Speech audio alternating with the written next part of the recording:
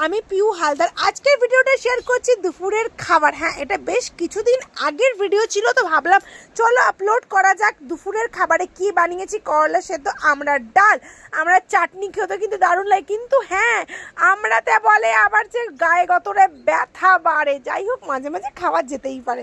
আর নিয়ে নিচ্ছি হচ্ছে এইখানে শুক্তো, পেঁপে দিয়ে শুক্তো, সাথে হচ্ছে থানকুনি পাতা। থানকুনি পাতা তোমরা কে কে জানো প্লিজ জানিও কমেন্টে। থানকুনি পাতা দিয়ে কিন্তু পেঁপে শুক্তো খেতে খুব ভালো লাগে, গন্ধটা ভীষণ ভালো হয়। আর সাথে রয়েছে আলু পোস্ত, দেখে বুঝতে পারছো পাশেই রাখা রয়েছে। আর এই খাবারটা বাড়ছি আমার বরের জন্য, বরকে তরুজোত করে খাওয়াতে হবে, তবে তো বর আমার গুণগান গাইবে, তাই না? গুণগান তো করে না, বর শুধু বদনামি করে, যা বরের কাণ্ড। আর দেখো না, বর এখানে বকবক করছিল, আমি ঠিক উচিত যারা ওকে সাহিস্তা করি, ওর ভয়েস দিয়েছি মিউট করে। যাই হোক, এবারে হচ্ছে বড় ছেলের খাবার আমি বাড়ছি।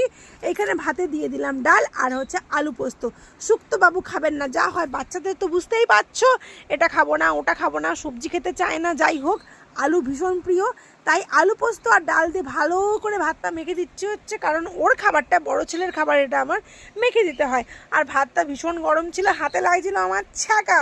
ভিডিওটা কেমন লাগলো নিশ্চয়ই কমেন্ট করে জানিও। যদি একটু ভালো লেগে থাকে অবশ্যই একটা লাইক করো, আরেকটু ভালো লাগলে অবশ্যই কমেন্ট করে জানিও। ভিডিওগুলো বানাই কাদের জন্য? তোমাদের জন্যই তো, তাই না? একটা লাইক তো বানতা হ্যাঁ। এই যাই হোক, এর খাওয়া হয়ে গেল কমপ্লিট।